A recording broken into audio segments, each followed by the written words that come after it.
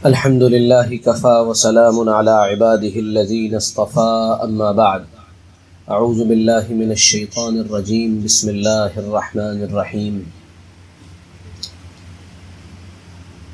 قد أفلح من تزكى وذكر اسم ربه فصلى بل تؤثرون الحياة الدنيا والآخرة خير وأبقى إن هذا لفي الصحف الأولى صحف إبراهيم وموسى. صدق اللہ العظیم. وقال رسول اللہ صلی اللہ علیہ وعلى آلہ واصحابہ وسلم من خاف ادلج ومن اغل غالیہ الا ان صلاۃ اللہ الجنہ او کما قال صلی اللہ علیہ وسلم. اللہم صل علی سیدنا مولانا محمد وعلى آل سیدنا مولانا محمد وبارک وسلم. اللہم صل علی سیدنا مولانا محمد وعلى آل سيدنا مولانا محمد وبارك وسلم. يا رب صل وسلم دائما أبدا على حبيبك خير الخلق كلهم.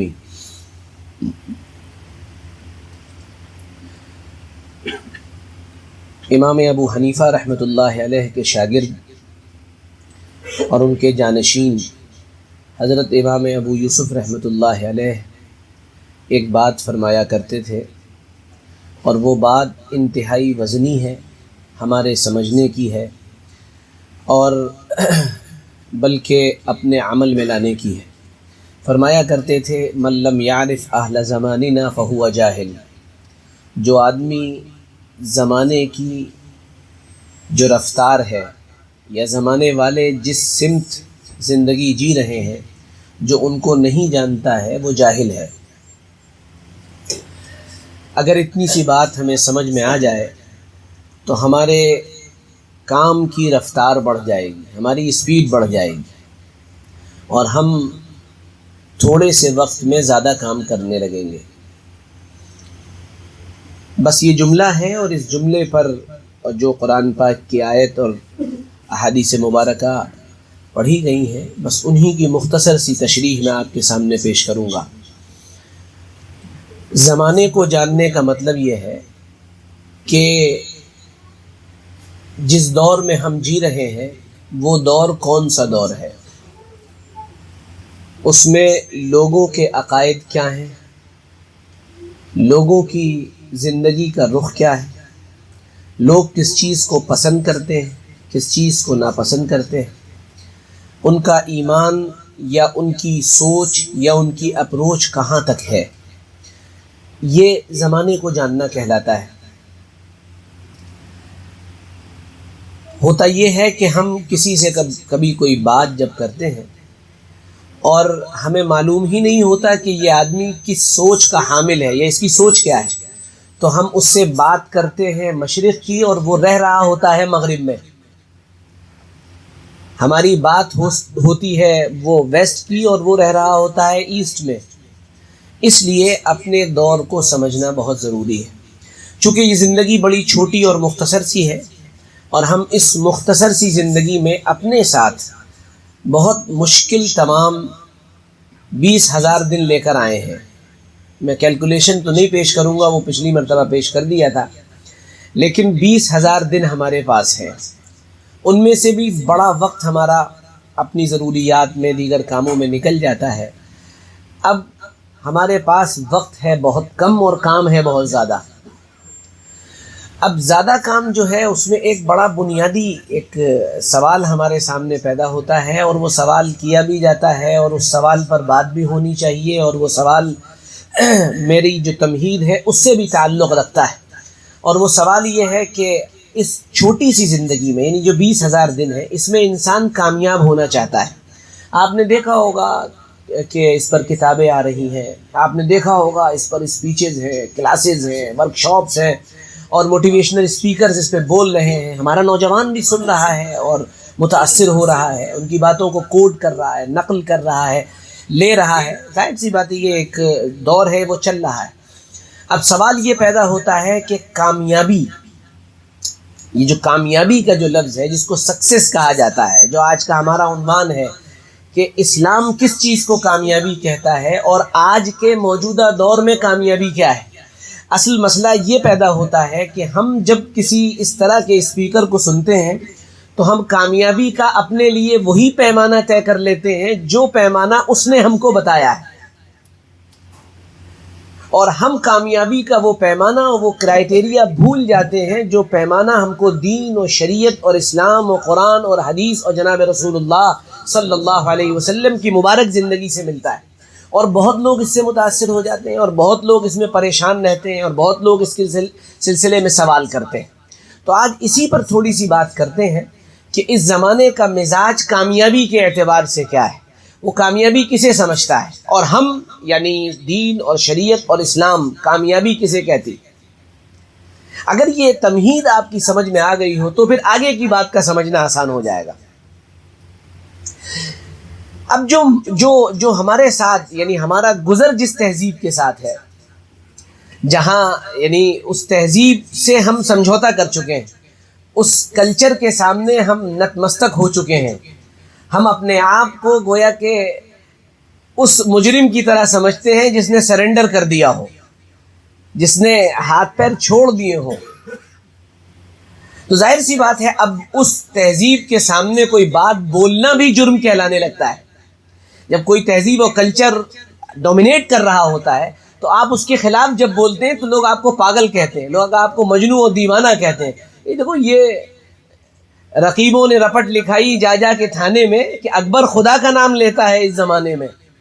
یعنی جب طاقت کا توازن یہ ہو کہ امریکہ جو کہے وہ حق ہے، پوتن نے جو کہہ دیا وہ سچ ہے، اور فلاں فلاں طاقتیں جو بول رہی ہیں وہ ہمارے لیے ایک کرائٹیریا اور معیار ہے، ایسے دور میں آپ اللہ کی طاقت اور قوت کی بات کریں اور یہ کہیں کہ اللہ سے ہوتا ہے اور اللہ کے غیر سے نہیں ہوتا، اور کامیابی جناب رسول اللہ صلی اللہ علیہ وسلم کے طریقے میں ہے، تو اس کو آج کل کا سمجھدار اور پڑھا لکھا طبقہ دیوانے کی بڑھ کہتا ہے کہ پاگل آدمی ہے، کیسی باتیں کر رہا ہے، سمجھوتا کرنا چاہیے، سمجھوتے پہ آمادہ ہونا چاہیے۔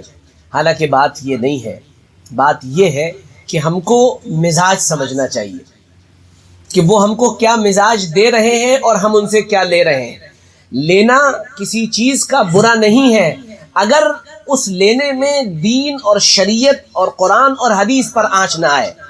نئی چیزوں سے فائدہ اٹھانا اور استفادہ کرنا بری بات نہیں ہے، لیکن بات یہ ہے کہ ان نئی چیزوں سے فائدہ اٹھانے میں اگر دین اور شریعت اور اسلام اور قرآن اور حدیث ان چیزوں پر آنچ آنے لگی تو پھر وہ ساری نئی چیزیں ہمارے جوتے کی نوک پر ہیں۔ اس بات کو اگر ہم سمجھ جائیں تو پھر بات بہت کلیئر ہو جاتی ہے۔ کامیابی کا وہ سیٹ اپ جو ہم کو مغرب نے دیا ہے، جو ہم کو ویسٹرن کلچر نے دیا ہے، وہ تین چیزوں کا مجموعہ ہے، وہ تین چیزیں ہیں۔ اور میں بالیقین آپ سے بتا رہا ہوں کہ یہاں شاید میں وعظ و نصیحت نہ کر سکوں آپ کو، لیکن میں آپ کو سوچنے کے پوائنٹس دے دوں گا کہ ہاں یہ سوچنے کی چیزیں ہیں اور اس پر سوچا جانا چاہیے۔ تو مغرب جسے کامیابی کہتا ہے، جسے سکسیس کہتا ہے، وہ تین چیزیں۔ نمبر ایک، ان کے یہاں کامیابی مال کے آنے کا نام ہے۔ حلال طریقے سے آئے، حرام طریقے سے آئے، جائز طریقے سے آئے، ناجائز طریقے سے آئے، سود سے آئے، سٹے سے آئے، بیاج سے آئے، کسی کو دبا کر جبری وصولی سے آئے، لوگوں کو پھنسا کر ان سے یعنی اسکیمز کروائے جائیں، اس کے ذریعے سے آئے، ڈزنٹ میٹر، میٹر یہ ہے کہ مال آنا چاہیے۔ ان کے یہاں کامیابی مال ہے، مال، وہ جیسے بھی آئے۔ میں کل ایک وہ دیکھ رہا تھا، ایک ویڈیو آئی سامنے، اس میں ایک اس ملک کے بڑے سرمایہ دار ہیں، ان کی تعریف یہ ہو رہی تھی، اور اس ویڈیو کا جو عنوان تھا وہ یہ تھا کہ سب آپ کے سامنے جھک جائیں گے، بس آپ کے پاس پیسہ ہونا چاہیے۔ سب آپ اس کو سلام ٹھوکیں گے، شرط یہ ہے کہ پیسہ ہونا چاہیے۔ اب میری اس بات کو اگر آپ سمجھ لیں اور پھر اس کے بعد تمام موٹیویشنل اسپیکرز کو سنیں تو آپ کو ایک چیز کامن ملے گی، وہ آپ سے کہتے ہوئے ملیں گے پیسہ آنا چاہیے، پیسہ آنا چاہیے، ایسے کرو تو پیسہ آئے گا، ایسے کرو تو پیسہ آئے گا، یہ کام کرو تو پیسہ آئے گا۔ بے شک پیسے کی اہمیت ہے، بے شک مال کو قرآن نے خیر کہا ہے، بے شک مال انسان کی زندگی کا قوام ہے، مال انسان کی زندگی کی اسٹیبلٹی کے لیے ایک انتہائی اہم ضرورت ہے، یہ بالکل صحیح بات ہے۔ قرآن پاک کے اشارے موجود ہیں, نصوص میں اشارے موجود ہیں, اور قرآن پاک نے مال کو خیر کہا. یہ ساری باتیں اپنی جگہ, لیکن مال کا وہ تصور جو ویسٹ سے ہمارے پاس آیا ہے, جو اس کلچر سے ہمارے پاس آیا ہے, وہ صرف مال کا ہونا ہے, کیسے بھی آئے. ہم اس سے زیادہ اس پہ بات نہیں کریں گے, بس صرف یہ بتا رہے ہیں کہ مال ان کے یہاں کامیابی ہے. اب جو مالدار ہے وہ کامیاب ہے, جو غریب ہے وہ ناکام ہے. جس کے پاس بہت سونا اور چاندی اور اسباب اور جواہرات بھرے پڑے ہیں وہ کامیاب ہے. جس کے پاس بڑے بڑے شیئرز ہیں کمپنیوں کے وہ کامیاب ہے. جس کے پاس فلیٹ ہے, جس کے پاس منزلیں ہیں, جس کے پاس زمین و مکان اور اس کے علاوہ نقد رقم موجود ہے وہ کامیاب ہے, اور جس کے پاس نہیں ہے وہ ناکام ہے. آپ اس کو خوب اچھی طرح واچ کریے گا انٹرنیٹ پر. سارے کے سارے موٹیویشنل اسپیکر الف سے لے کر یہ تک یہی بولتے ہوئے نظر آئیں گے. ایک بات. دوسرا نظریہ مغرب کے نزدیک کامیابی کا یہ ہے, جو تہذیب جو ہمارے اوپر ہے, اب وہ مغرب نہیں ہے, یہ بھی سمجھنے کی بات ہے. جو تہذیب ہمارے اوپر غالب ہے وہ اب مغرب کی کوئی تہذیب نہیں ہے, وہ انگلینڈ اور امریکہ کی تہذیب نہیں ہے, وہ ساری دنیا کی تہذیب ہے. اب کسی فقہی بحث میں نہیں جا رہے ہیں, مسئلے مسائل پر نہیں جا رہے ہیں, جائز اور ناجائز کی بحث ہم آپ سے نہیں کر رہے ہیں, لیکن جو لباس آج ایک ہندو پہنتا ہے وہی ایک مسلمان پہنتا ہے, جو مسلمان پہنتا ہے وہی عیسائی پہنتا ہے, جو عیسائی پہنتا ہے وہی یہودی پہنتا ہے, جو یہودی پہنتا ہے وہی پارسی پہنتا ہے, جو پارسی پہنتا ہے وہی بدھسٹ پہنتا ہے, جو بدھسٹ پہنتا ہے وہی کوئی ناروے کے کونے میں رہنے والا پہنتا ہے. مشرق مغرب شمال جنوب ایسٹ ویسٹ نارتھ ساؤتھ وہ لباس میں ایک جیسے ہو گئے, یعنی ان کا لباس ایک رنگ میں رنگ چکا ہے. تو اب یہ کوئی مغربی تہذیب نہیں ہے. حال یہ ہے, میں آپ کو بڑی دلچسپ بات یہاں پر بتاؤں, آپ کو ہنسی بھی آئے گی, میرا اپنا ذاتی ایک واقعہ بھی ہے, اور آپ کو بڑا عجیب سا بھی لگے گا, اور آپ کو اعتراض بھی ہوگا, اور آپ کو اعتراض کرنے کا حق بھی ہے, آپ کو کرٹیسائز کرنے کا حق ہے, آپ دل میں برا مانیں اس کا بھی حق ہے, آپ میرے پیچھے میرے اوپر تبصرہ کریں, یہ بھی آپ کے لیے روا ہے اور جائز ہے. لیکن میں ایک بات بتا رہا ہوں آپ, بہت دلچسپ بات, اور وہ بات یہ ہے کہ میرا بیٹا ہائی اسکول میں ہے, بڑا بیٹا, وہ پیپر دینے کے لیے اس کو ایک کرسچن اسکول میں سینٹ جانس میں جانا ہے, پڑھ رہا ہے اس وقت. جس اسکول میں اس کا ایڈمیشن تھا وہ اسکول جو ہے مسلمانوں کا تھا. میں نے اسے اسکولنگ نہیں کرائی بالکل بھی, گھر پہ پڑھا ہے. جس ماحول میں ہم نے اللہ کا شکر ہے اس کی تربیت کی, تو اس کے لیے یعنی پینٹ شرٹ ایک بڑی اجنبی چیز ہے, مطلب اس کو بڑا ایک عجیب و غریب واقعہ ہے اس کے لیے. تو ہوا کچھ یوں کہ ہمارے مسلمان اسکول والے سو کالڈ سیکولر لوگ جو ہے انہوں نے فرمان جاری کیا اپنے یہاں سے کہ سارے اسٹوڈنٹ جو ہیں وہ پورے ڈریس کوڈ میں آئیں گے, ایون دو کہ ان کو ٹائی بھی پہننی پڑے گی. میں بڑا پریشان ہوا, میں نے کہا اللہ یہ کیا ہے. میں دوڑا ہوا اسکول کے پرنسپل کے پاس گیا, میں نے کہا آپ کے ہوتے ہوئے آپ لوگ موجود ہیں اور ہمارے بیٹے کو جو ہے اگر کرتا و پاجامہ یعنی اگر الاؤ نہیں ہوگا تو یہ تو بڑی عجیب و غریب بات ہے ہمارے لیے. تو پرنسپل صاحب نے رسپانس کیا, انہوں نے فوراً فون کیا فادر کو. سینٹ جانس بڑا اسکول ہے ہمارے یہاں کا. انہوں نے کہا کہ فادر ایک بچہ ہے, وہ ہمارے بہت قریبی ہیں, ان کا بیٹا ہے, اور ہم نے اس کو یہاں پر شلوار و قمیض اپلائی کر رکھا ہے, اور آپ بھی اسے اپلائی کر لیے, مان لیے اسے. میں نے ان سے کہا کہ آپ اگر بات نہ کر پائیں تو میں کر لوں گا بات, پریشان نہ ہوئیے. تو اسکول کے پرنسپل مجھ سے کہنے لگے آپ کیا بات کریں گے. اب میں ان سے کیا بولتا کیا کہتا. میں ان سے یہی کہہ سکتا تھا کہ جتنے سال آپ کو اسکول کی پرنسپل شپ کے ہوئے ہیں اس سے ڈبل سال مجھ کو بولتے ہوئے ہو گئے ہیں, تو اب آپ مجھے تو یہ نہیں سکھا سکتے کہ مجھے کیا بات کرنی ہے اور کیسے کرنی ہے, یہ تو میرا کام ہے. میں ان سے کچھ نہیں کہہ سکتا تھا. الغرض بہرحال وہ فادر مان گیا اور بات ختم ہو گئی. میں بہت خوش, میں گیا, میں نے اس کو کرتا پاجامہ سلوایا اور میں واپس آ گیا. امتحان سے 2 رات پہلے پرنسپل صاحب کا فون آیا کہ وہ جو ریجنل ادھیکاری ہے ہمارا آفیسر ہے وہ نہیں مان رہا ہے, اور وہ یہ کہہ رہا ہے کہ نہیں تم سمجھتے نہیں ہو حالات کیسے ہیں, اور تمہیں معلوم نہیں ہے یہ ہو جائے گا, یہ ساری بات. حالانکہ یہ میرے بیان سے اس کا تعلق آخر میں ہے, میں اشارہ بتا رہا ہوں آپ کو. اس کے بعد ہوا یوں کہ مجھے جانا پڑا اور مجبوری میں پھر پینٹ شرٹ لانا پڑا. تو پہلا پیپر تھا جب اس کا, تو چونکہ اس نے تو کبھی زندگی میں پینٹ شرٹ پہنا ہی نہیں تھا، تو میں نے جب اس کو پینٹ شرٹ پہنایا اور پہننے کے لیے کہا تو اس کے اوپر بڑا نفسیاتی اور سائیکولوجیکلی بڑا اثر تھا، اور وہ پینٹ پہنتا جا رہا تھا اور استغفر اللہ ربی من کل ذنب واتوب الیہ لا حول ولا قوۃ الا باللہ انا للہ وانا الیہ راجعون. حالانکہ میں اس کو کوئی مسئلہ نہیں بتا رہا ہوں آپ کو کہ آپ بھی کل سے پہنے تو لا حول ولا قوۃ الا باللہ پڑھیں اور انا للہ پڑھیں، یہ مسئلہ نہیں ہے کوئی، میں ایک بات بتا رہا ہوں آپ. خیر اس کو بیلٹ باندھنا نہیں آ رہی تھی، تو بہرحال پھر ہمارا ایک دوست ہے، اب مجھے بھی کون سی بیلٹ باندھنا آتی ہے، مجھے بھی نہیں آ رہی تھی، تو میں نے ایک ساتھی تھا ہمارا، وہ اسی جگہ ڈیوٹی تھی، تو اس نے فیروز آباد کے پل پر اس کی بیلٹ باندھی. خیر وہ بہرحال پہنچ گیا، لیکن وہ گھر سے نکلنے پر تیار نہیں ہوا. اس نے یہ کہا کہ ٹھیک ہے، میں یہ میری مجبوری ہے کہ میں اس وقت جا رہا ہوں پہن کے، لیکن میں گھر سے جو نکلوں گا میں جبہ پہن کے نکلوں گا، میں سر سے پیر تک جبہ پہنوں گا، اور جہاں تک میں اپنے آپ کو اس چیز سے بچا سکتا ہوں وہاں تک میں بچا لوں گا، اور پھر اس کے بعد اندر مجھے جانا ہوگا تو میں چلا جاؤں گا. ٹوپی پہنا ہوا تھا، تو اس نے اپنے گھر سے اسکول تک کا سفر جو طے کیا وہ جبے میں طے کیا، پھر وہ اسکول چلا گیا. جب وہ اسکول سے باہر نکلا تو پھر اس نے جبہ پہنا.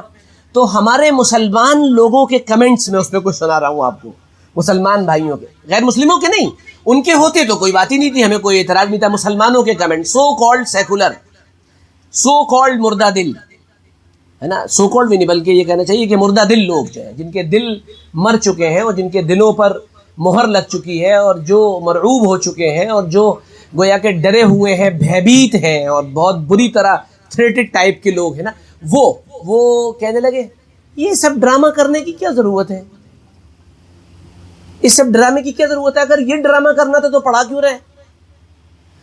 مجھے بہت سخت تکلیف ہوئی اس جملے سے. لیکن میں جو آپ کو بتانا چاہ رہا ہوں نا کہ ہم جس دور میں جی رہے ہیں اور جو تہذیب اور جو کلچر ہمارے اوپر حاوی ہے، اس کے خلاف بولنا یا کرنا بیوقوفی سمجھی جاتی ہے، نادانی سمجھی جاتی ہے. جبکہ میں اپنے بچے پر اس کے پیچھے بتا رہا ہوں کہ مجھے فخر ہے کہ میرا بیٹا کم سے کم اس حد تک اس ماحول میں پلا ہے کہ وہ اپنے آپ کو بچانے کے لیے میرے کہے بغیر اپنی ایک راہ نکال رہا ہے.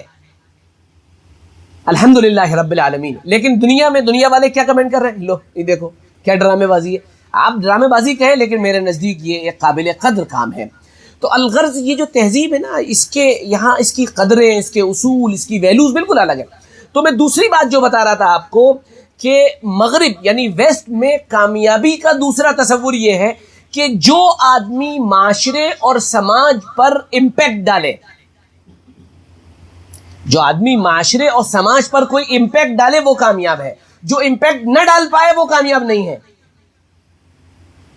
یعنی اس کا مطلب کہ کوئی ایک آدمی جو بڑا صوفی اور بزرگ قسم کا انسان ہو اور وہ اللہ اللہ کر رہا ہے، وہ 5 وقت کی نماز پڑھتا ہے، وہ اپنے ماں باپ کے حقوق ادا کرتا ہے، جو کچھ اسلام نے بتایا ہے وہ کر رہا ہے، دین کی دعوت بھی دے رہا ہے، اللہ سے اس کا ایک خاص ربط ہے، تعلق ہے، سب کچھ ہے، لیکن اس کی اس محنت سے کوئی اثر نہیں ظاہر ہوا، تو مغرب یہ کہتا ہے کہ یہ ناکام ہے، ویسٹرن کلچر یہ کہتا ہے کہ یہ ناکام ہے،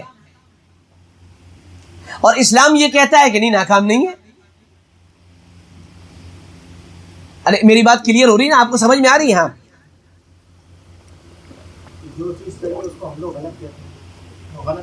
جی، ابھی آگے آ رہی ہے بات انشاءاللہ. ہماری صحیح بات کیا ہے وہ بھی آ رہی ہے. یہ بند کر دی ہے، آپ لوگوں کو پریشانی ہو رہی ہے، بند کرو.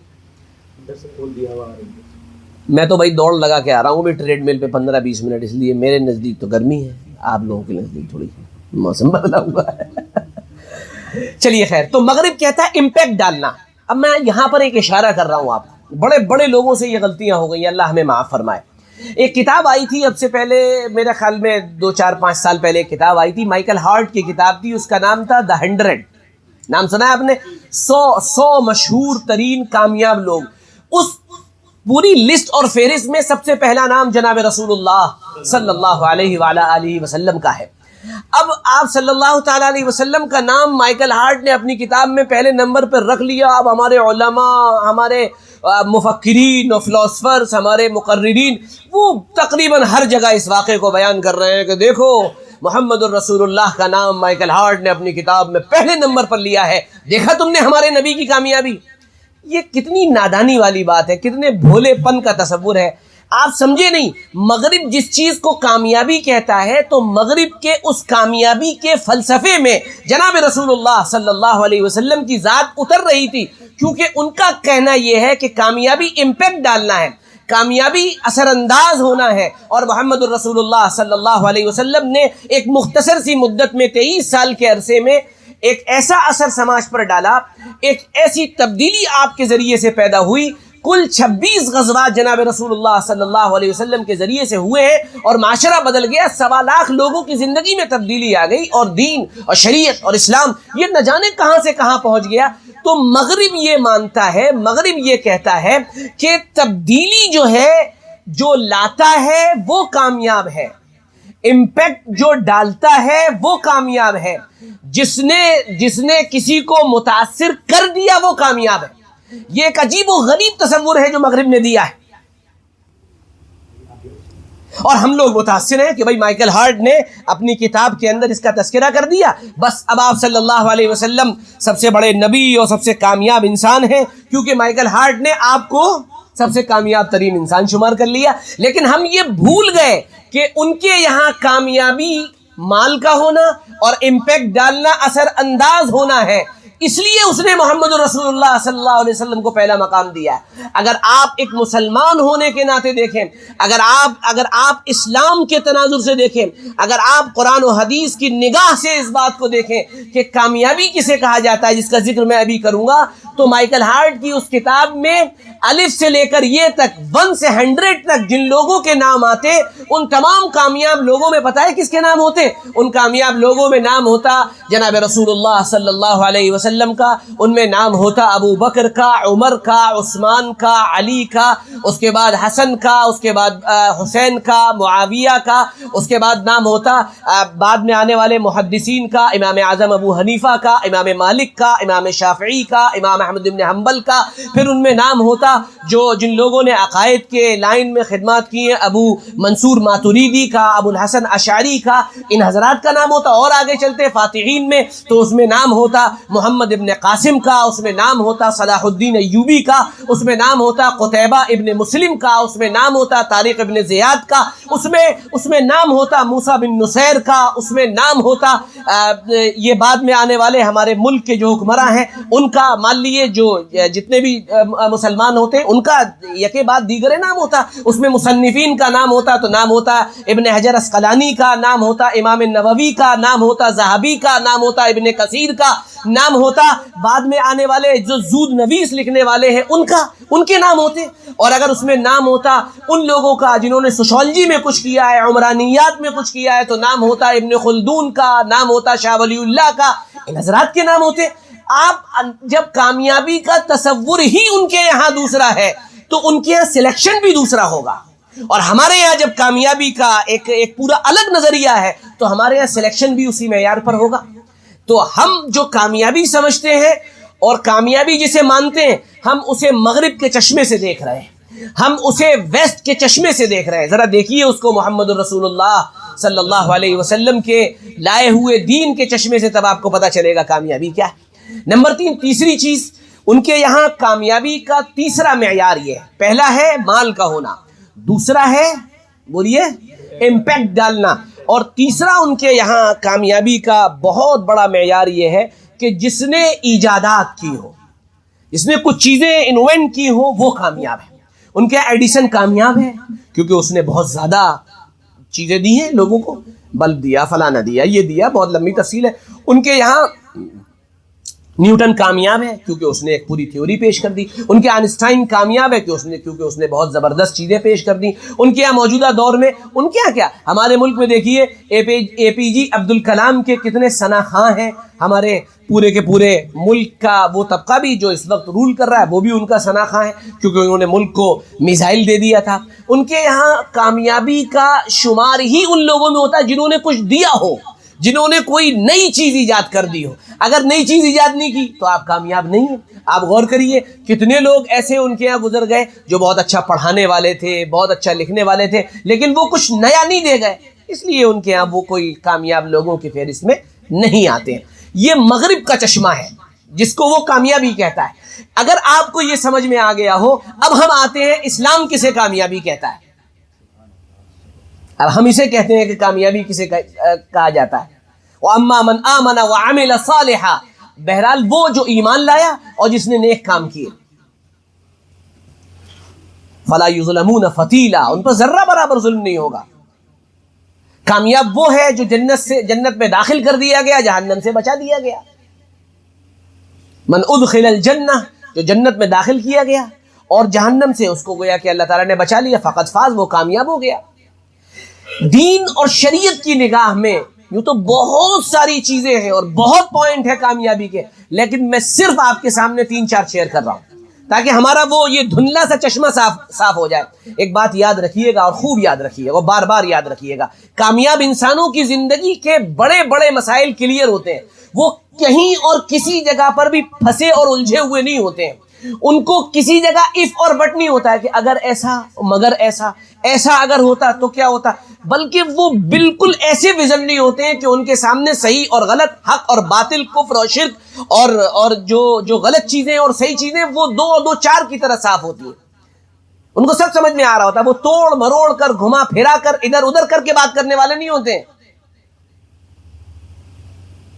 ایک بہت بڑے عالم ہے، یوٹیوب پر بڑے فیمس ہیں، انگریزی میں بیان کرتے ہیں.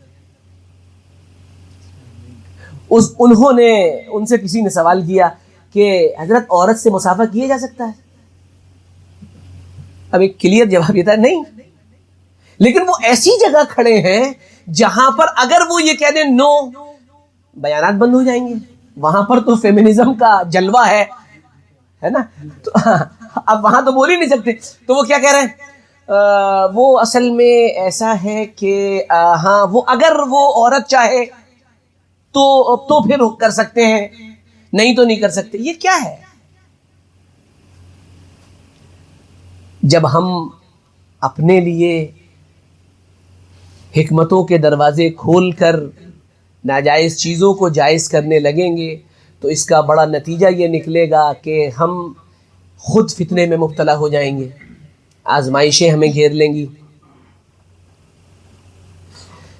ایمان والے کی نگاہ میں کامیابی وہ 4 چیزوں کے مجموعے کا نام ہے. کتنی چیز؟ میرے ساتھ آپ لوگ گنتے چلیے، جو آ رہا ہے اس کا استقبال ہے، لیکن آپ مجھے دیکھیے، میں کافی اسمارٹ ہوں الحمدللہ.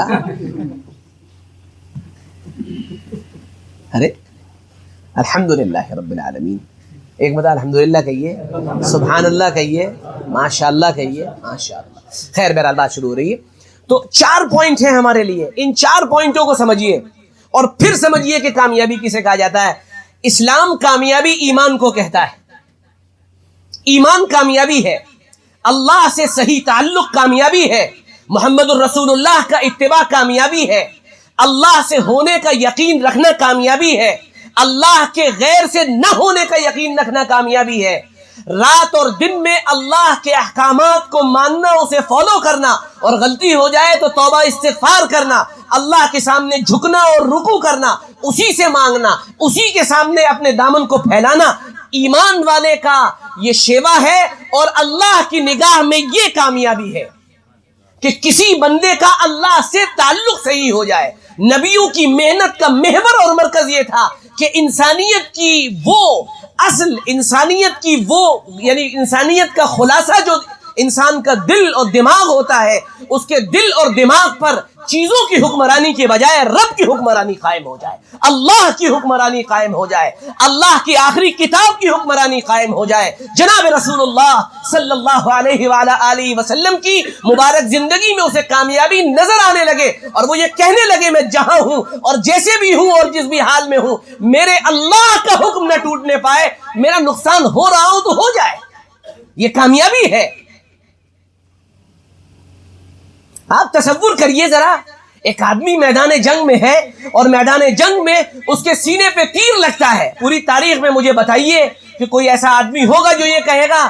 کہنا تو یہ چاہیے ہائے میں مر گیا، ہائے میں ختم ہو گیا، ہائے میرے بچوں کا کیا ہوگا. لیکن جناب رسول اللہ صلی اللہ علیہ وسلم کی مبارک محنت سے جس نسل کی آبیاری ہوئی تھی اور جو نسل پروان چڑھی تھی، اس کا ایک ایک فرد ایسا ڈوبا ہوا تھا کہ اس نے جب تیر سینے پہ لگا ہے تو اس نے یہ نہیں کہا ہائے میں مر گیا، اس نے کہا فزت ورب الکعبہ، رب کعبہ کی قسم کامیاب ہو گیا. ایمان کامیابی ہے، ایمان کامیابی ہے.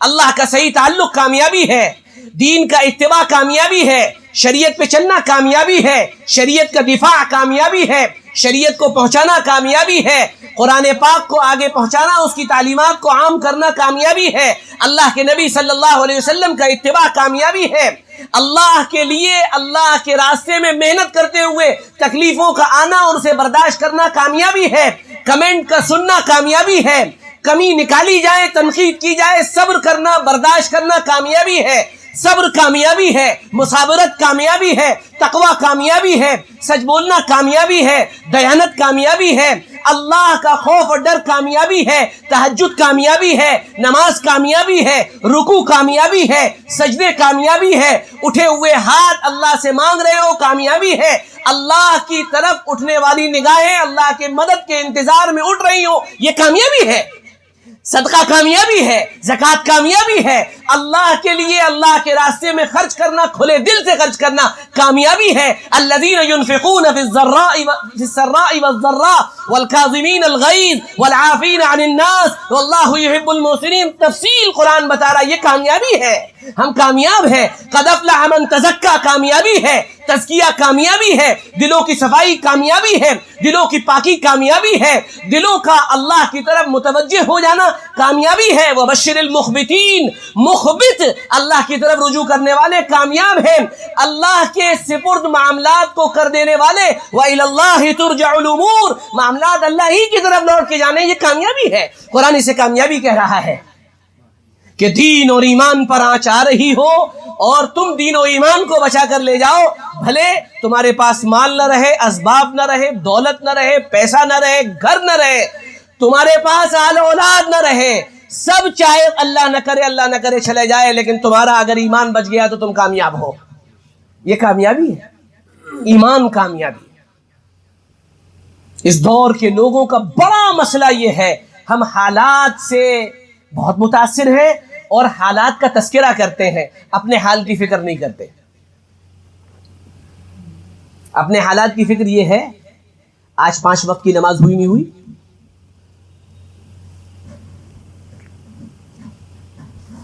آج قرآن پاک پڑھا نہیں پڑھا، ترجمے کے ساتھ کتنا پڑھا، کیا قرآن پاک کی ایک آیت کو سمجھا ہم نے، آج ایک آیت سمجھ میں آ گئی ہمیں، جتنا سمجھا تھا اس پر عمل کر لیا۔ ایک صحابی جناب رسول اللہ صلی اللہ علیہ وسلم کی خدمت میں حاضر ہوئے اور حاضر ہو کر کہا، یا رسول اللہ ایمان لایا ہوں، آپ نے فرمایا تربیت کے نظام میں ڈال دیا جائے۔ وہاں پہنچے، وہاں پر آیت سکھائی گئی، وَمَن يَعْمَلْ مِثْقَالَ ذَرَّةٍ خَيْرًا يَرَهُ وَمَن يَعْمَلْ مِثْقَالَ ذَرَّةٍ شَرًّا يَرَهُ، جس نے اتنی سی بھی خیر کی ہوگی وہ دیکھ لے گا، اتنی سی بھی برائی کی ہوگی پتہ چل جائے گی۔ کہنے حسبی حسبی حسبی، کافی ہے میرے لیے، السلام علیکم، جا رہا ہوں، عمل کروں گا، اس سے پہلے اس پہ عمل کروں گا۔ ہمارا مسئلہ یہ ہے، وَيْلٌ لِّلْمُطَفِّفِينَ الَّذِينَ إِذَا اكْتَالُوا عَلَى النَّاسِ يَسْتَوْفُونَ، ہم پڑھتے ہیں ہلاکت ہے ان لوگوں کے لیے جو ڈنڈی مارتے ہیں۔ ڈنڈی مارنا صرف ترازو میں ڈنڈی مارنا نہیں کہلاتا ہے، ڈنڈی مارنا امانت کے اندر خیانت بھی ڈنڈی مارنا ہے۔ آپ اگر نوکری اور سروس کر رہے ہیں اور اس میں اپنے بڑے کی اجازت کے بغیر دیر سے جا اور آ رہے ہیں، یہ بھی ڈنڈی مارنا ہے۔ کسی کو 50 کا مال آپ نے 52 میں دے دیا، زبردستی بھیڑ دیا، یہ بھی ڈنڈی مارنا، وغیرہ وغیرہ۔ الغرض بھائی، میرے پیاروں، میرے عزیزوں، میرے دوستوں، اپنا جائزہ لیں، اپنا جائزہ لیں، روز اپنا جائزہ لیں۔ سن رہے اپنی دھن، پرائی دھنی کا پاپ نہ بن، روز اپنا جائزہ لیں، میرا اللہ سے تعلق کہاں پہنچا؟ کیا قرآن کی تلاوت رہ گئی؟ نہیں بھائی، نہیں رہ گئی، اب میں سوؤں گا نہیں، آج مجلس نہیں، آج ملاقات نہیں، آج ادھر ادھر پھرنا نہیں۔ کیوں؟ اللہ سے ہم کلامی رہ گئی ہے، آج اللہ سے بات چیت رہ گئی ہے، آج بات کرنا ہے۔ ہمارے یہاں کامیابی کا پہلا معیار کیا بتایا؟ ارے میرے ساتھ بولیے تھوڑا سا، ایمان۔ پیچھے سے آواز نہیں آئی، کیا ہے؟ ایمان، یہ پہلی چیز ہے، ایک۔ نمبر 2، دوسری چیز ہمارے یہاں اخلاص نیت۔ کامیابی اخلاص نیت کا نام ہے، اللہ ہی کے لیے کرنا، اللہ ہی کے لیے کرنا، اللہ ہی کے لیے کرنا، کوئی اور مقصد نہ ہو۔ ہمارے بزرگوں کے یہاں اس اخلاص نیت کے اتنے واقعات آپ کو ملیں گے کہ آپ اندازہ نہیں کر سکتے۔ ایک مرتبہ دیوبند میں بارش نہیں ہو رہی تھی، بڑی پریشان تھے لوگ، تو بڑے مشہور بزرگ تھے، مستجاب بزرگ، حضرت مولانا حسین احمد مدنی رحمۃ اللہ علیہ، اور ایک اور بزرگ تھے،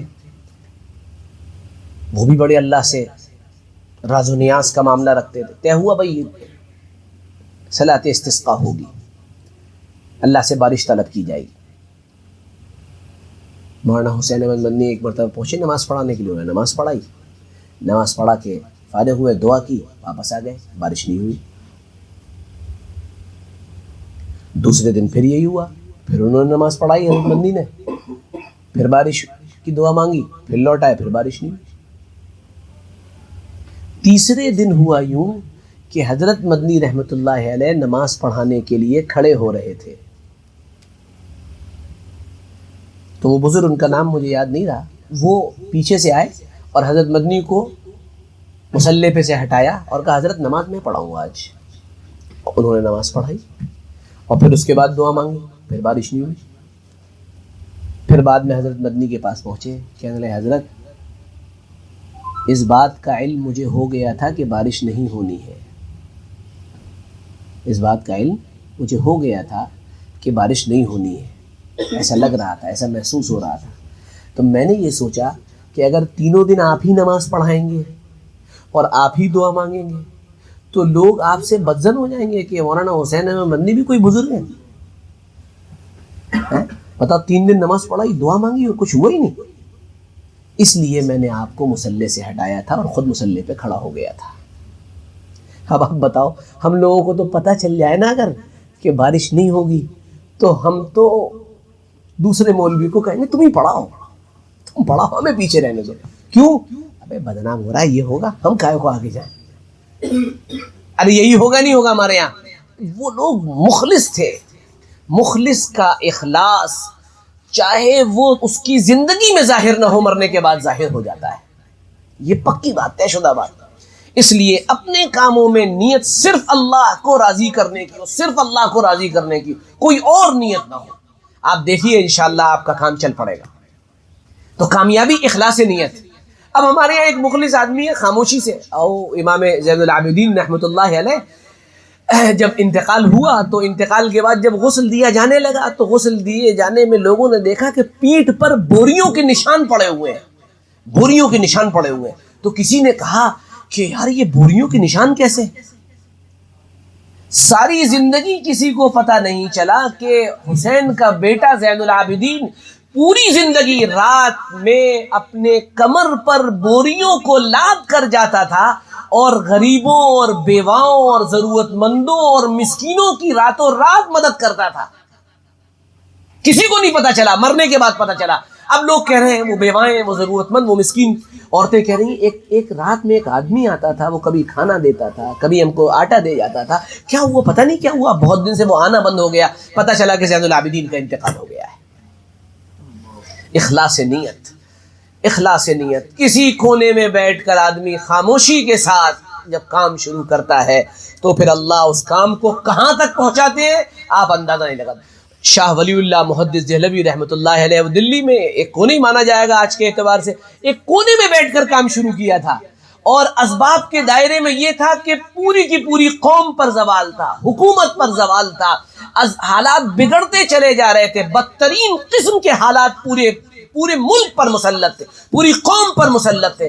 یعنی یہ لگ نہیں رہا تھا، کوئی سرا نظر نہیں آ رہا تھا کہ کام کہاں سے شروع کیا جائے۔ وہ اللہ کا بندہ اکیلے بیٹھا ہوا ہے اور افراد تیار کر رہا ہے، لوگ تیار کر رہا ہے، ہر فن کے لوگ۔ اس نے محدثین تیار کیے، انہوں نے مجددین و مبلغین تیار کیے، انہوں نے اعلیٰ درجے کے علماء تیار کیے، اور نہ جانے کیا کچھ نہیں کیا۔ وہ ایک آدمی اکیلے بیٹھ کر تیار کر رہا ہے افراد کو، اور دھیرے دھیرے دھیرے دھیرے دھیرے دھیرے ایک وقت آتا ہے کہ آج پورے ملک میں، ملک نہیں آج پورے ایشیا کے اندر ان کا فیض ایسا عام ہے، ایسا عام ہے، ایسا عام ہے، ایک بندہ آپ کو ایسا نہیں ملے گا کہ جس نے حدیث پاک کی سند حاصل کی ہو اور اس میں شاہ ولی اللہ محدث دہلوی رحمۃ اللہ علیہ کا نام نہ ہو. کام کریے, خاموشی کے ساتھ کام کرتے چلے جائیے, افراد بنائیے اور ان کو موتیوں کی طرح جوڑیے, لڑیوں میں پروئیے اور افراد تیار کر جائیے. آپ پتہ نہیں لگا پائیں گے, مر جائیں گے اور اللہ آپ کے نام کو زندہ کر دے گا. اور نام تو صرف باقی اللہ ہی کا رہے گا, زندہ اسی کا نام ہے, وہ الحی القیوم, سب کو مٹنا ہے. 1,24,000 انبیاء میں 26 30 35 40 50 اتنے نبیوں کا نام پتہ چلتا ہے. پیارے, جب نبیوں کا نام باقی نہیں رہا تو پھر میں اور کیا ہے, میں اور آپ ہیں کیا؟ کس کھیت کی گاجر مولی ہے جو ہم یہ چاہتے ہیں کہ ہمارا نام زندہ رہے. ہاں, کام کر گئے تو پھر وہاں پر وہ نام لکھ لیا جائے گا کہ اس نے کام کیا تھا. اللہ ہمیں مخلصین میں شامل فرمائے. طوبیٰ للمخلصین اولئک مصابیح الدجا. جناب رسول اللہ صلی اللہ علیہ وسلم نے فرمایا مخلصین کے لیے بشارت ہے, خوشخبری ہے, یہ اندھیروں کے چراغ ہیں, ان کے ذریعے سے فتنے دور ہو جایا کرتے. اللہ ہمیں مخلص بنا دے, اللہ ہمیں اپنے لیے مخلص بنائے, دین کے لیے مخلص بنائے, اپنے گھر والوں کے لیے مخلص بنائے, اللہ کے لیے کام کریں. یہ کامیابی کی دوسری بنیاد ہے, دوسری بنیاد. تیسری چیز اسلام کی نگاہ میں کامیابی کہا جاتا ہے کہ انسان جہد مسلسل کرے, لگاتار محنت ہو. یہ جو آپ کام کر رہے ہیں, یہ جو آپ محنت کر رہے ہیں, یہ محنت کوئی ایسی نہیں ہے کہ آپ نے آج کر لی اور کل نہیں کرنی ہے. یہ کوئی ایسا کام نہیں ہے کہ آپ نے آج کر لیا اور پرسوں نہیں کرنا ہے. یہ کوئی ایسا وقتی مشغلہ نہیں ہے کہ آپ نے 3 دن اس کو کر لیا اور پھر اس کے بعد چوتھے دن کے میں آرام کروں گا. یہ جنم روگ ہے, یہ ہر وقت کرنے کا کام ہے. اپنی اصلاح, اپنی تربیت, اپنی تعلیم, اپنے تزکیے کی فکر, یہ موت تک کرنی ہے. ہر وقت سیکھنا ہے, ہر وقت سیکھنا ہے.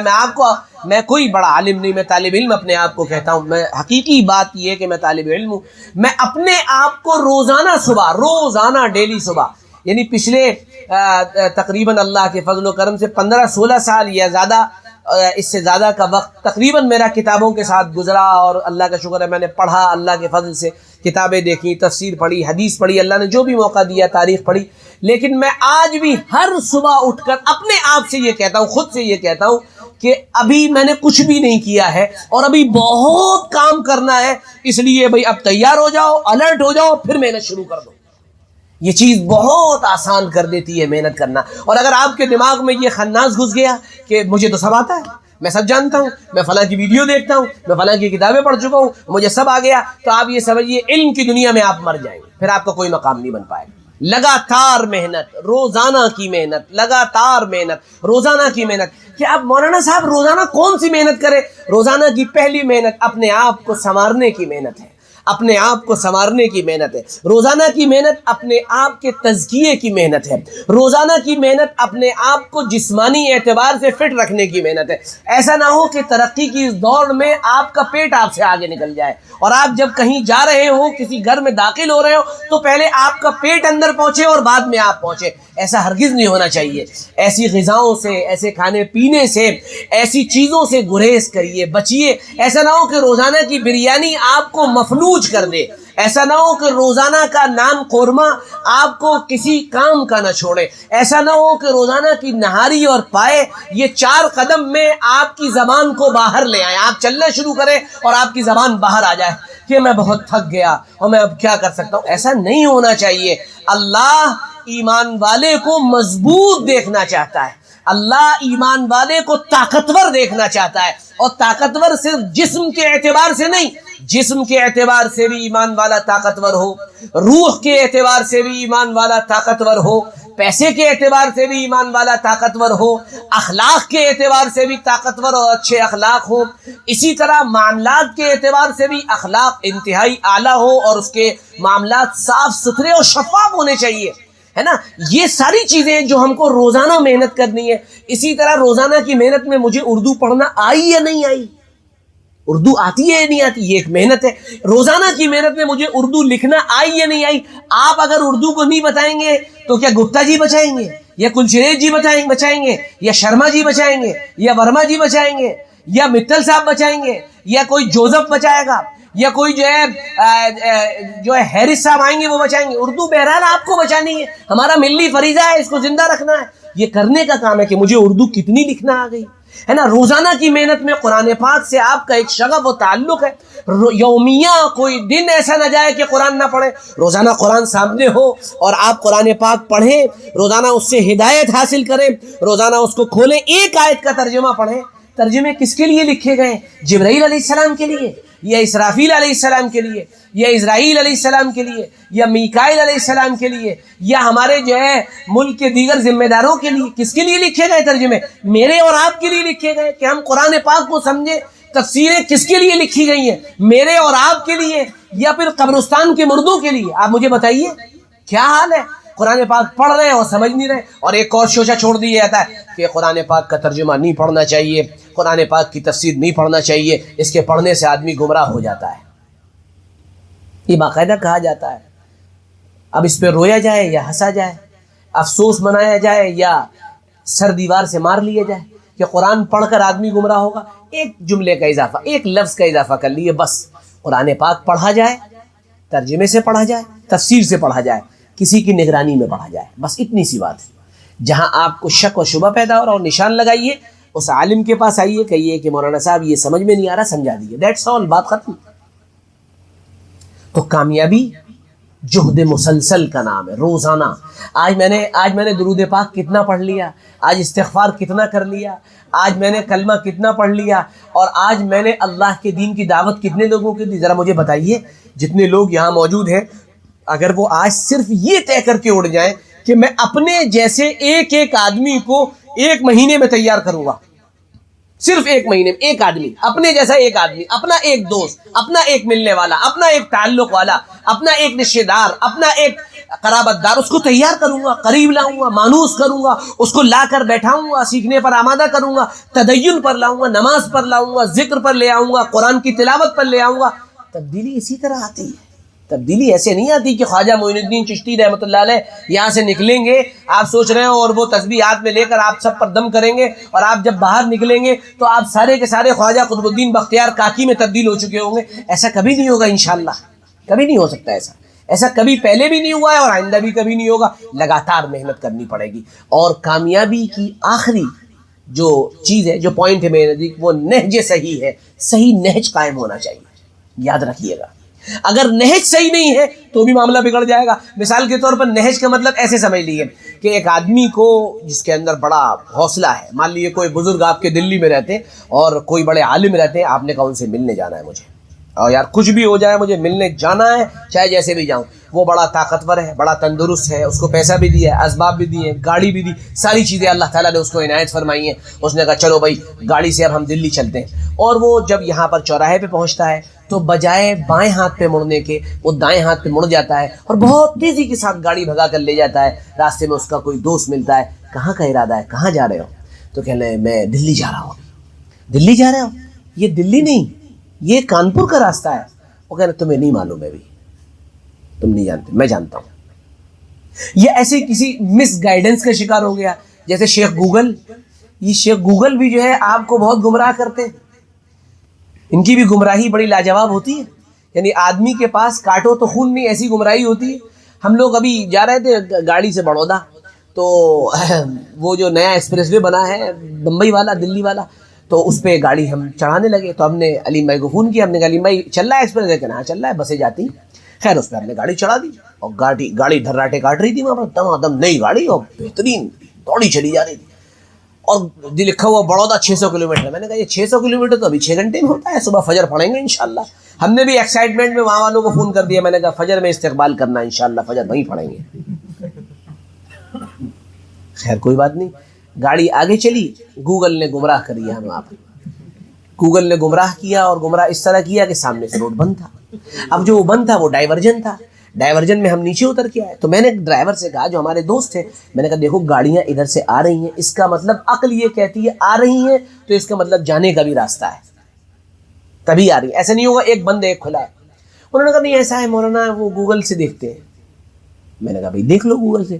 گوگل سے جیسے ہی انہوں نے دیکھا, گوگل نے انہیں پورا گھما دیا, اور ایسا گھمایا کہ پھر میں تو زیادہ بولا نہیں, گاڑی کی سیٹ بھی کافی چوڑی تھی, تو میں نے کہا بھائی میں اکیلا ہوں پیچھے, گاڑی تمہیں چلانی ہے. میں نے ٹیک لگایا, میں سو گیا. گاڑی چل رہی ہے, کبھی کسی گاؤں میں گوگل نے گھسایا, کبھی کسی گاؤں میں گھسایا, اور الغرض ہم لوگ پتہ نہیں کہاں کہاں کن کن گاؤں میں گھس کر ایک جگہ کھڑے ہوئے جا کے ہمیں فجر پڑھنی ہے. تو خیر اللہ کر کے وہ جو ہے ہم کو پیٹرول پمپ مل گیا, پیٹرول پمپ پہ نماز پڑھی. وہ کہنے مولانا نیند آ رہی ہے. میں نے سو جاؤ. ہم بھی سو گئے, وہ بھی سو گئے, ہم بھی سو گئے. ہم تو سو ہی رہے تھے پہلے سے, ہمیں کون سا بہت بڑا کام تھا, ہم لوگ بھی سو گئے. پھر اٹھے, پھر چلے, پھر ایک گاؤں پہنچے, ایک جگہ چائے مل رہی تھی, چائے پی. اب پوچھا صاحب ہائی وے کب آیا؟ اگر ابھی 40 کلومیٹر اور دور ہے. پھر چلے. تو یہ جو جیسے یہ گمراہی ہے نا گوگل کی, کبھی کبھی ایسا ہوتا ہے کہ انسان بالکل صحیح ہوتا ہے, وہ مخلص بھی ہوتا ہے, وہ ایماندار بھی ہوتا ہے, اور وہ جہد مسلسل بھی کر رہا ہوتا ہے, لیکن وہ اس کا نہج غلط ہو جاتا ہے, اس کا جو ٹریک ہے وہ بدل جاتا ہے. نتیجہ یہ کہ وہ پھر پتہ نہیں کہاں کا کہاں پہنچ جاتا ہے. اس لیے اپنے ٹریک کو بھی دیکھنا ہے, اور اس کو ہم کو ہمیشہ مینج کرنا ہے, دیکھتے رہنا ہے نا. اس لیے ایمان اور اخلاص نیت, جہد مسلسل اور نہج صحیح, یہ کامیابی اسلام کے نزدیک ہے. اب اگر آپ اس کو دیکھیں گے آج, تو آج ذرا غور کریے گا رات میں جا کر کہ اسلام جس چیز کو کامیابی کہتا ہے وہ کامیابی کیا حقیقت میں کامیابی ہے, اور کیوں اسلام اسے کامیابی کہہ رہا ہے. اس کی وجہ بنیادی یہ ہے کہ اسلام اس دنیا کی زندگی کو ادھورا مانتا ہے. یہ ایک بہت ہی انکمپلیٹ دنیا ہے. اب انکمپلیٹ کیسے ہے, یہ آخری بات آپ سے کہہ رہا ہوں.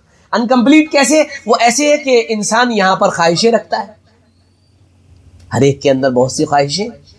غالب تو کہہ کے مر گئے بیچارے, ہزاروں خواہشیں ایسی کہ ہر خواہش پہ دم نکلے, بہت نکلے میرے ارماں لیکن پھر بھی کم نکلے, نکلنا خلد سے سنتے چلے آئے تھے آدم کا, بڑے بے آبرو ہو کر تیرے کوچے سے ہم نکلے. اب خواہشیں ہیں, خواہشوں کا انبار ہے, لیکن وہ پوری نہیں ہو رہی ہے نا. آدمی چاہ رہا ہے کہ میری شادی فلاں لڑکی سے ہو جائے, نہیں ہو پا رہی ہے, نہیں ہے, رکاوٹیں ہیں. اور ایک آدمی چاہ رہا ہے کہ کسی نہ کسی طرح جو ہے میرے پاس بہت پیسہ آ جائے, وہ ساری کوششیں کر رہا ہے, پیسہ نہیں آتا. ارے ہو رہا ہے اور نہیں ہو رہا ہے ایسا. ایک آدمی چاہ رہا ہے آئی فون 15 آ جائے میرے پاس, لاکھ کوشش کر لی, ابا کو منا لیا, اماں کو منا لیا, نہ ابا راضی نہ اماں راضی, بات بن نہیں رہی ہے. تو یہ دنیا انکمپلیٹ ہے. آپ چاہ رہے ہیں بیٹا ہو جائے, بیٹا نہیں ہو رہا ہے, بیٹیاں. اور ایک صاحب کے بیٹی ہوئی ایک, انہوں نے بیٹے کی آرزو میں ان کے 6 بیٹیاں ہو گئیں. ہر مرتبہ یہ امید کرتے تھے کہ بیٹا ہوگا, بیٹا ہوگا, بیٹیاں ہوتی چلی گئیں, فیملی ان کی ماشاءاللہ ترقی کرتی چلی گئی, لیکن بیٹا نہ ہوا. اور بیٹا بھی مقدر سے ہوا تو 7ویں نمبر پہ ہوا. مقدر ہے ابھی, اب آپ اس کو نہیں ٹال سکتے ہیں. تو یہ دنیا انکمپلیٹ ہے. آپ چاہتے ہیں ہمیشہ جوانی رہے, نہیں رہتی ہے. آپ چاہتے ہیں ہمیشہ خوبصورتی رہے, نہیں رہتی ہے. آپ چاہتے ہیں ہمیشہ پیسہ رہے, نہیں رہتا ہے. تو پتہ یہ چلا یہ دنیا انکمپلیٹ ہے, اور کمپلیٹ کہاں پر ہوگی؟ یہ آخرت پہ جا کے ہوگی. تلك الدار الآخرة نجعلها للذين لا يريدون علوا في الأرض ولا فسادا والعاقبة للمتقين. انجام کار تقوی والوں کے لیے ہے. یہ جو ادھوری زندگی ہے یہ مکمل ہوگی وہاں جا کر. یہ جو انکمپلیٹنس ہمیں فیل ہوتی ہے یہ کمپلیٹ, اور اس کے لیے جو فلفلنس ہوگی وہ جنت میں ہوگی. ما لا عین رأت ولا اذن سمعت ولا خطر على قلب بشر. کسی آنکھ نے دیکھا نہیں, کسی کان نے سنا نہیں, اور تمہارے تصور میں بھی وہ چیز آ ہی نہیں سکتی جو اللہ نے تیار کر رکھی ہے اپنے نیک بندوں کے لیے. تو اسلام چاہتا یہ ہے, کامیابی کہتا اسے ہے کہ ایمان اور اخلاص ہو, جہد مسلسل ہو اور نہج صحیح ہو, اور لگاتار محنت کرو, نتائج کی پرواہ مت کرو. نتائج کی پرواہ کرنے والے 2 چیزوں کا شکار ہو کے رہتے ہیں. نمبر 1, اگر ان کو ان کے مطلوبہ نتائج مل جاتے ہیں, وہ جو ریزلٹس چاہتے ہیں وہ ریزلٹس ان کو ملنے لگتے ہیں, تو وہ تکبر اور غرور میں مبتلا ہو جاتے ہیں اور کہتے ہیں یہ سب ہمارا کمال ہے, دیکھا تم نے ہماری محنت, دیکھا ہم نے کیسے نقشہ بدل دیا, دیکھا ہم نے کیسے لوگوں کو ٹویسٹ کر دیا. وہ اس میں مبتلا ہوتے ہیں, اور اگر نتائج نہیں ملتے تو وہ ڈپریشن میں چلے جاتے ہیں کہ ہم نے تو اتنی محنت کر لی اور پھر کچھ نہیں ہوا. لیکن اللہ کا نیک بندہ جو کامیابی اس بات کو سمجھتا ہے کہ رب راضی تو سب راضی, وہ یہ کہتا ہے کہ میری پوری زندگی کی محنت پر ایک انسان بھی ہدایت پر نہیں آیا تو کیا ہوا, مجھے اپنی محنت کا بدلہ اپنے اللہ سے ملے گا, اور میں تم سے اس کا بدلہ نہیں چاہتا. تو آپ سب قابل قدر ہیں, باصلاحیت ہیں. اللہ نے آپ کے اندر بہت پوٹینشیل رکھا ہے, آپ کے اندر اللہ تعالیٰ نے صلاحیتوں کو کوٹ کوٹ کر اتار دیا ہے، بس کام صرف اتنا ہے کہ آپ اپنی ان صلاحیتوں کو پہچان کر ذرا اس میں پالش مار لیں، ذرا محنت کر لیں.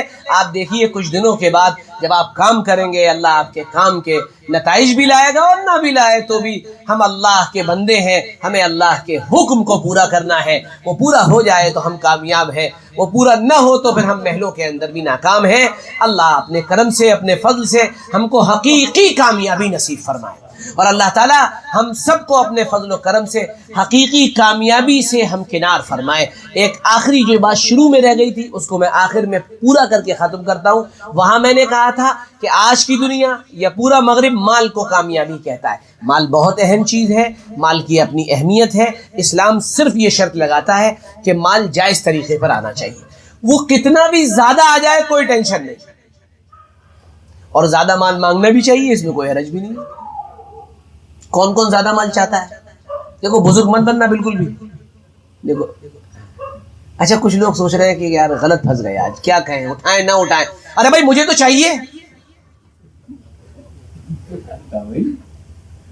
پہلے ہاتھ اٹھاؤ تبھی میں آگے بولوں گا. دیکھا اٹھا، واہ واہ واہ واہ، تھوڑی دیر میں آیا. ہاں اللہ سے حلال پاک مال. سعید بن المسیب فرمایا کرتے تھے لا خیر فی رجل من لا یطلب المال. اس آدمی میں کوئی بھلائی نہیں جو اللہ سے مال نہ مانگے. ہم تو اللہ سے مانگ رہے ہیں اللہ جھولیاں بھر کر، اللہ تجوریاں بھر کر مال کے شر کو نکال کر مال ہمیں عطا فرما دیجیے. کیا رہا ہم اللہ ہی سے تو مانگ رہے ہیں، کسی انسان سے تو نہیں مانگ رہے، ہے نا، رخ اللہ کی طرف ہے. تو اس لیے میں آپ سے صرف اتنا کہنا چاہتا ہوں، کبھی انشاءاللہ اس پر ہم پھر بات کریں گے کہ اس وقت ہمارے زوال کی وجہ کیا ہے، ہم یعنی زوال میں کیوں. انشاءاللہ اس پر پھر کبھی بہت تفصیل سے بات کریں گے. اس کی بنیادی کئی وجوہات ہیں، اور پھر اس سے نکلنے کی راہ کیا ہے اس پر بھی انشاءاللہ کبھی بات ہوگی. بہرحال مجھے بہت خوشی ہے کہ آپ نے وقت نکالا، آپ تشریف لائے، آپ آئے، آپ نے بیٹھا، آپ نے جم کر باتوں کو سنا. اللہ آپ کو بھی اور مجھے بھی حقیقی کامیابی نصیب فرمائے. وآخر دعوانا الحمد للہ رب العالمین. آمین برحمتک یا ارحم الراحمین.